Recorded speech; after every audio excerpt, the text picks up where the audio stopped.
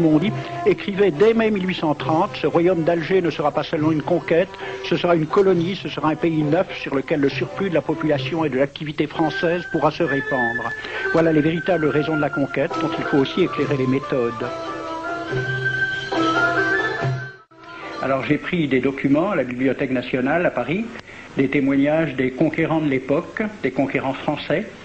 D'abord, des extraits du bréviaire que l'on avait remis aux officiers et soldats qui s'en allaient en Afrique.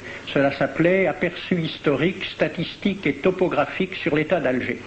Voici quelques-uns de ces extraits. Ces contrées sont des terres vacantes, abandonnées aux mauvaises herbes par la paresse et l'indolence des morts. Les femmes du pays sont livrées par la paresse des Arabes, qui passent toute leur vie à fumer, à la turpitude de mœurs extrêmement relâchées. Elles n'ont pas de religion. Beaucoup doutent qu'elles aient une âme immortelle et croient qu'elles ne sont faites que pour la reproduction. Le climat aidant, les femmes sont nécessairement disposées au plaisir. Alors, allez-y, des terres vacantes et des femmes consentantes qui n'attendent que les soldats français. Et puis, à côté, j'ai vu d'autres documents qui marquent l'étonnement des officiers français qui débarquaient en Afrique. C'est Campagne d'Afrique en 1830 par un officier du corps expéditionnaire. Cette terre, qu'on avait présentée comme sauvage et inhabitée, est couverte de jolies maisons de campagne entourées de jardins. Toutes sont bâties sur des hauteurs dont les mouvements onduleux contrastent tout à fait avec l'aridité des côtes de Provence. La végétation y est superbe et partout des sources et des courants d'eau fécondent la terre. Les fruits y sont en abondance. Un grand nombre d'aqueducs amènent les eaux jusqu'à la capitale. Et le maréchal Bugeaud lui-même.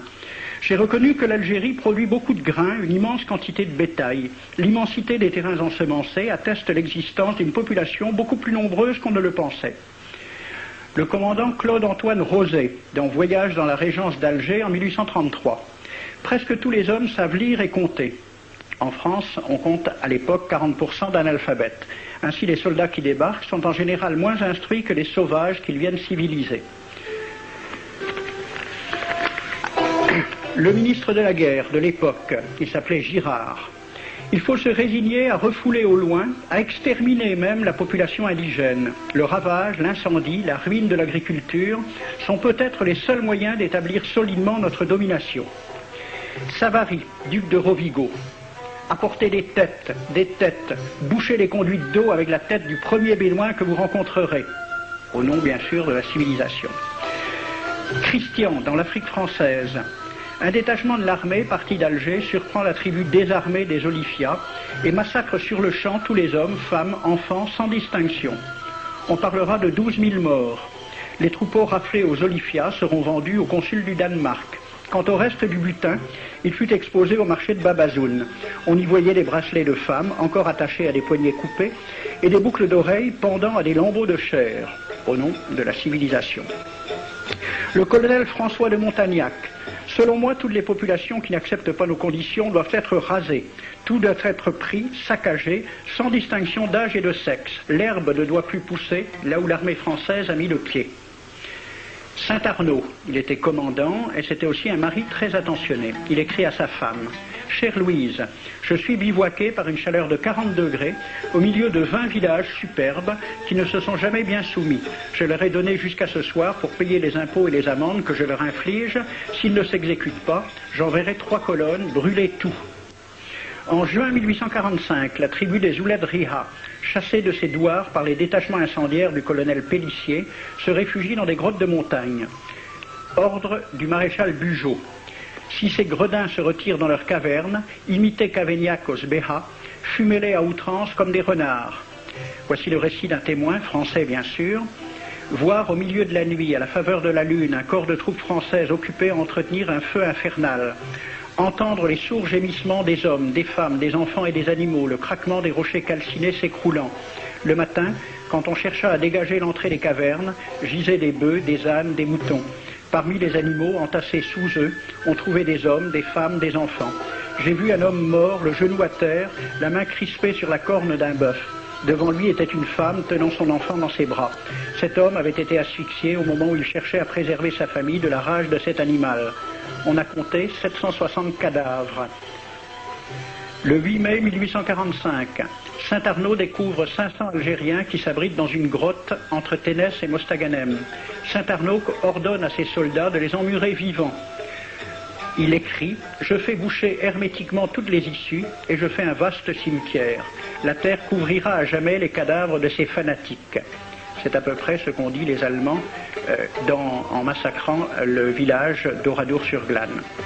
Montagnac, toujours lui, le colonel. Voilà comment il faut faire la guerre aux Arabes. Tuer tous les hommes jusqu'à l'âge de 15 ans. Prendre toutes les femmes et les enfants. Vous me demandez ce que nous faisons des femmes que nous prenons?